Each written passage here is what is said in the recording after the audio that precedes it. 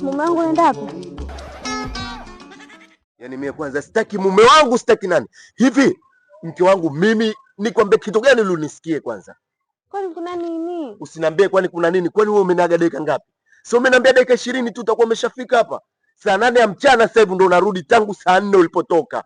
Halafu umeondoka hapa, mimi sijakupa pesa hii, kakupa nani? Njoo unieleze kwanza. Don't want peace.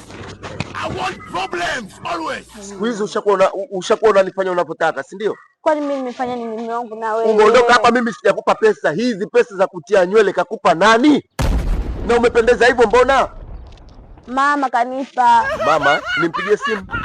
Nitampigia baadaye, mama ndo kanipa. Kwanza hebu nitazame nimependeza. Yaani mimi sijakupa pesa, unaniambia umependeza, si ndio? Kupendeza umependeza. Sasa mimi nataka nijue hii pesa kakupa nani? Sisi kwambia kanipa mama. Halafu mafuta ambayo tunajipaka humo ndani tofauti na haya ambayo umejipaka. Mafuta umejipaka wapi? Mafuta umejipaka wapi? Haya, punguza makasiriko basi nikuhadisie na wewe. Mafuta, kuna mtu anauza mafuta mazuri tena bei rahisi, sasa ndio nimeenda kununua huko. Wewe unanidanganya. Kweli? Wewe unanidanganya. Sasa uamini? Huyo mtu anaitwa nani? Anaitwa Mariamu.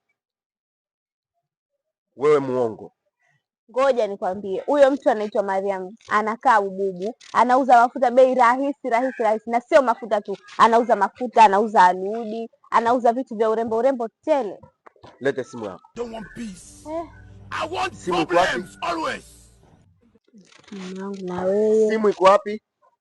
Simu haina chaji. Ngoja nikuonyeshe kwanza hayo mafuta. Utaamini mafuta haya hapa nini nimenunua, unaona? Tazama. Kwa ngoja tukitaka kumpata huyu mtu namba zake za simu, zitaje hizo namba zake za simu. Nizihifadhi na alafu niende huko ndani nikampigie. Kama akisema sio yeye alokuuzia mafuta, nitakachokufanya. Haya nakutajia namba zake. 0777 199052. Mpigie. Itaje tena ikae kichwani. Itaje tena. Hivi 0777 199052. Sasa nataka ukanieleze na nani alokupa pesa ya kutia hizo nywele?